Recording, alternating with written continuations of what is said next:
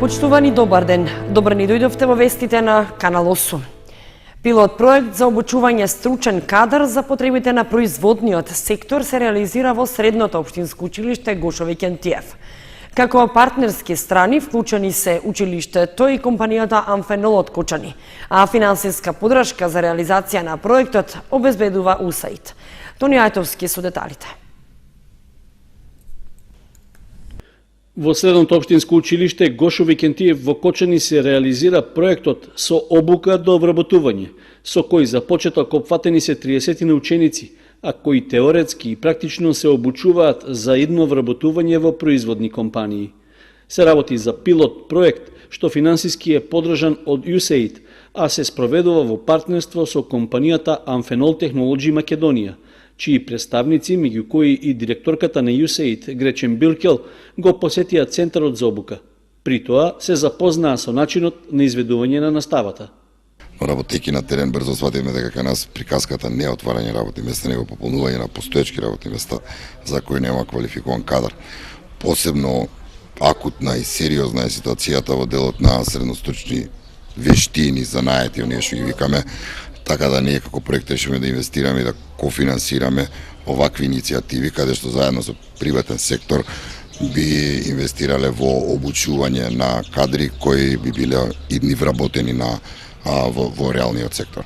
И се надеваме дека овој пилот проект е само тоа пилот проект кој што ќе се развие понатаму во здравје и некој вид на тренинг центар кој ќе може да го користат компаниите од регионот. Според директорот на Средното општинско училиште Гошо Викентиев, Гоце Савев, ова е одлична можност за поврзување на образованието со стопанскиот сектор.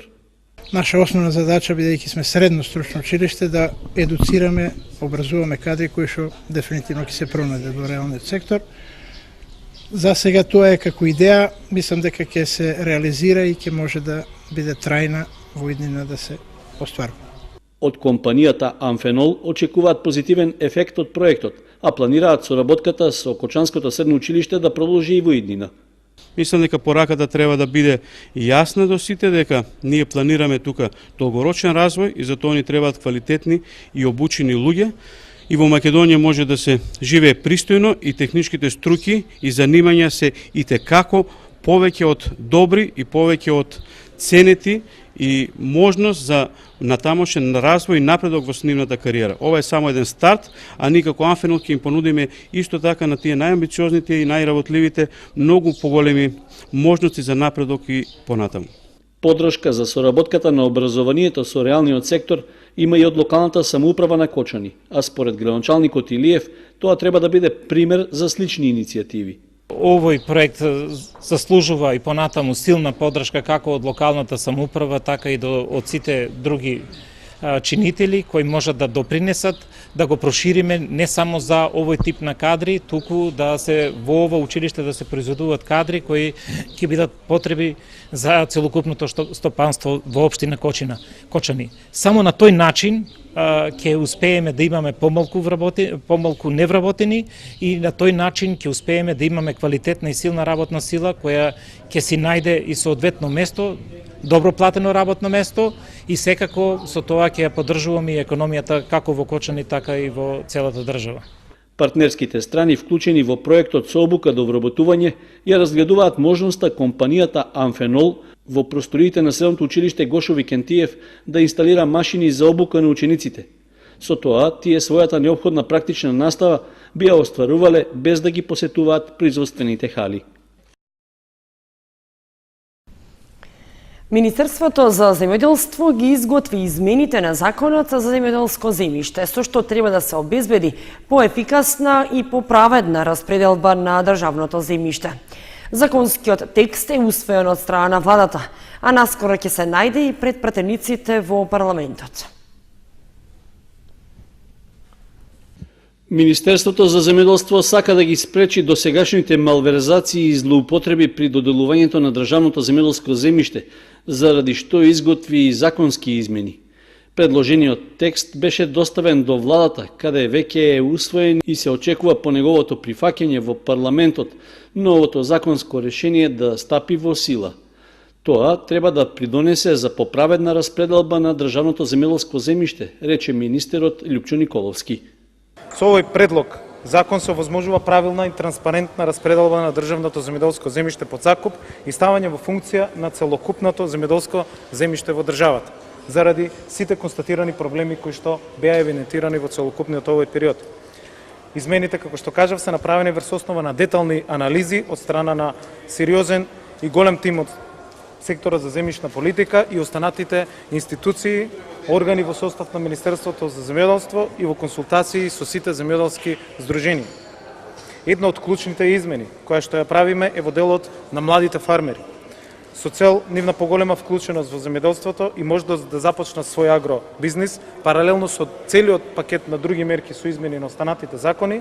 Преку измените во овој закон, младите лица до 40 години ќе бидат ослободени од плаќање на закупнина 3 години од склучување и стапување на договорот во сила, односно откако ќе добијат државно земјоделско земјиште. Според министерот Николовски, со законските измени се проширува намената на земјоделското земјиште, односно се создаваат услови површини да добијат и пчеларите за поставување пчелни семејства.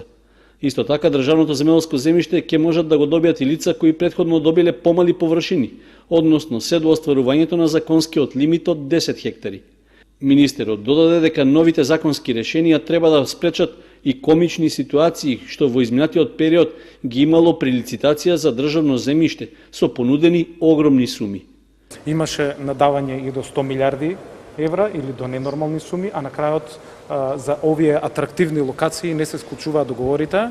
Сега ставаме ограничување да не може никој да си дозволува да врши електронско надавање како ќе му текне и до суми, а при тоа да нема никаква врска. Ги обврзуваме да тој кој што ќе понуди било каква сума, а не склучи договор, за да не стои земјиштето со месеци и со години, ќе мора државата ќе има право на надоместна штета во износ од едногодишна закупнина која што тие понудили. Со законските измени им се овозможува на луѓето кои немаат доволно површини за да остваруваат соодветен приход, а сакаат да работат да добијат државно земјиште. Под закуп ќе се доделува и земјоделско земјиште со насад подигнат од непознат сопственик, за кој што не постојат никакви правни пречки. Законските измени предвидуваат и нов рок на беспратно подигнати оранжерии, објекти за примарна обработка, заклучно со 31 јули идната година. Со тоа, според министерот Николовски, се создаваат услови земјоделците овие објекти да ги адаптираат за современо земјоделско производство со помош на искористувањето на европските фондови.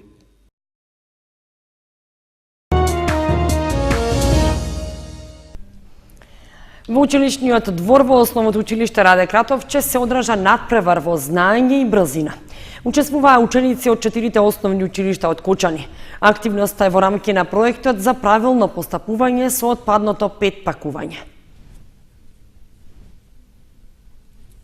Надпревар во знаење и брзина помеѓу учениците од 4 основни училишта од Кочани се одржа во училишниот двор на основното училиште Раде Кратовче. Активноста е дел од проектот воспоставување на функционален локален систем за управување и правилно постапување со отпадното 5 пакување во Кочани и во организација на Сдруженијето за екологија и заштита на животната средина Екотим Исток од Кочани во партнерство со Екопроект ДО. Вкупниот буџет на проектот изнесува $35.635, од кои $23.000 се обезбедени од Глобален еколошки фонд, додека остатокот е обезбеден со учество на Екотим Исток Кочани и Екопроект. Главниот цел на проектот е да се воспостави функционален локален систем за управување и правилно постапување со отпадното 5 пакување во Кочани, додека конкретна цел на овој проект е да обезбеди потребни ресурси за селектирање на отпадното 5 пакување, техничка подршка на Екопроект КО за ефикасно собирање и транспорт на отпадно 5 пакување и подигнување на јавната свест за штетното влијание на 5 пакувањето. Денешниот настан е надпревар во знаење и брзина помеѓу учениците од 4 основни училишта во Кочани. Истиот се организира во рамки на проектот воспоставување на функционален систем за управување и правилно постапување со отпадното 5 пакување од Кочани во Кочани, кој што го спроведува Сдруженијето за екологија и заштита на животната средина Екотим Исток. Проектот е поддржан од Глобален еколошки фонд, програма за мали грантови на Република Северна Македонија и кофинансиран од Екопроект КО од Кочани. Проектот започна од 1 септември 2018 година и ова практично е последен настан со училиштата, значи претходно следеа низа на други активности, а инаку денеска, како што спомнав, се надпреваруваме во знаење и брзина, во различни игри, квиз на знаење и различни игри каде што се бара брзина, прецизност. Целта на проектот да се подигне свеста за правилното управување со отпадното петпакување и општо со отпадот. Според досега направените анализи во Кочани, правилното управување со отпадот како и користењето на бенефитите е на незавидно ниско ниво, поради фактот што не постои уште еколошка свест и навика кај населението за селектирање на отпадот, туку истиот најчесто завршува измешан со другиот комунален и опасен отпад, не размислувајќи при тоа за штетните последици што ги предизвикува врз животната средина, а со тоа и врз здравјето на луѓето.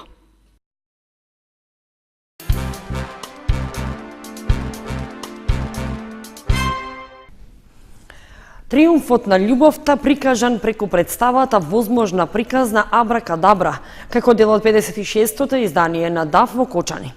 И во последниот фестивалски ден на програмата се представи кои вреди да се погледнат. На четвртиот фестивалски ден од 56-тото издание на Драмскиот аматерски фестивал одиграна представата возможна приказна Абракадабра во изведба на летечката театарска трупа од Тетово во режија на Владимир Јовановски. Во името на летечката театарска трупа, иначе стар гостин и добар познаник на ДАФ, можем да кажем дека денеска ќе изиграме една од нашите најубави представи, представата возможна приказна Абракадабра, која навистина нуди едни универзални пораки, а тоа е пред се триумфот на љубовта над злото, над пакоста, над мрачните сили, се тоа гледано низ една детска призма на игра, на волшебство, една македонска верзија на Хари Потер. Од фестивалот ДАФ очекувам она што беше и досега едно последно уточиште и прибежиште, последен остров на самоукиот аматеризам драмски, да остане и понатаму цврст бедем на уметноста и да се дружиме и понатаму во текот на годините. Во вечерните термини игра представата Живкова слава на Стефан Сремац, исто во режија на Владимир Јовановски, и импров група Настап, комедија, како и представата Кула Вавилонска во изведба на учениците од гимназијата Јосип Броз Тито од Скопје, во режија на Ангелина Миливоевик и Ведран Чешарек. Во рамки на 56-тото издание на Драмскиот аматерски фестивал со учениците од гимназијата Љупчо Сантов се одржа предавање под наслов "Момчето кое живееше во зоолошка градина", изложувањето на различните како спектакл. Предавач беше професор доктор Илина Јакимовска од Институтот за етнологија Скопје. Предавање под наслов "Момчето кое живееше во зоолошка градина", изложувањето на различните како спектакл, се одржа со учениците од гимназијата Љупчо Сантов. Предавач беше професор доктор Илина Јакимовска од Институтот за етнологија и антропологија на Природно-математичкиот факултет при Универзитетот Свети Кирил и Методи Скопје. Професор Јакимовска упати важна и хумана порака на учениците. Добра тема која што се однесува на прикажувањето на други народи и раси, на различни од нас во 19-тиот и почетокот на 20-тиот век, кога таквите луѓе биле изложувани на представи, на кабарења и во зоолошки градини дури, просто како животни, за луѓето да ги гледат како некакви екзотични примероци донесени од други континенти. Зборувам за луѓето од Европа и од Соединетите Американски држави. Значи, ќе раскажам на гимназијалците неколку приказни, трагични човечки судбини кои што се поврзани со оваа тема, но истото ќе се обидам да го поврзам и со современоста, односно со начинот на кој што ги прикажуваме и ги визуелно ги доживуваме различните од нас денеска со посредство на социјалните мрежи пред се. Пораката е пред се хумана, хуманистичка и антидискриминаторска, така да речем. Исто така би сакала кај младите да се потекне една одговорност во врска со тоа што се постира, што се коментира, бидејќи тоа некого може и да повреди, да погази нечии човечки права, и тоа не е многу различно од она што се правело во минатото со представниците на пред се црнечкото население, но и со другите маргинализирани групи. Предавањето е во рамки на одржувањето на 56-тото издание на Драмскиот аматерски фестивал.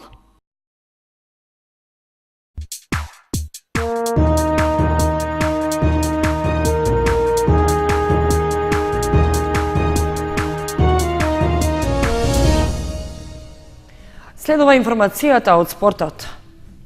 Во последното коло од првенството на третата фудбалска лига, Осогово и Виничка Слога на стадионот Никола Мантов ги поделија бодовите, завршувајќи го надпреварот без голови.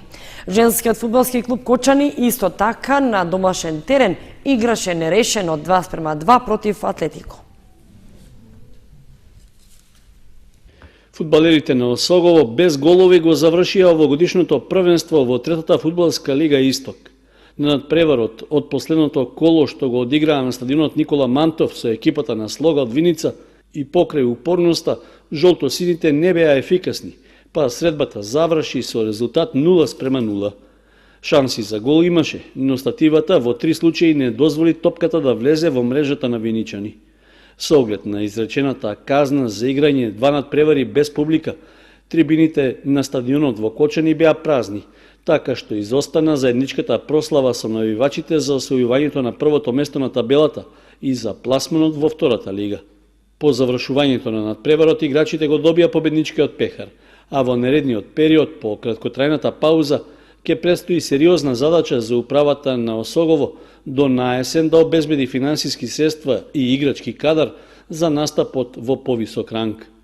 Во 25-тото коло пак од првата фудбалска лига за жени на стадионот Никола Мантов, женскиот фудбалски клуб Кочани го пречека Атлетико од Битола.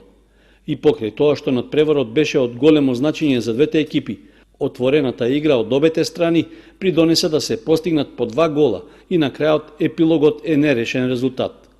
Домашните фудбалерки имаа водство од 2:1 на крајот од првото полувреме, но по црвениот картон за голманот Костова и по повредата на Атанасова, гостинките беа успешни во обидите да го изедначат резултатот. Со тоа двете екипи поделија по 1 бод. Во последно 26-то коло што ќе се игра в недела, ЖФК Кочани ќе гостува во Струмица на 4-то пласираната Тиверија.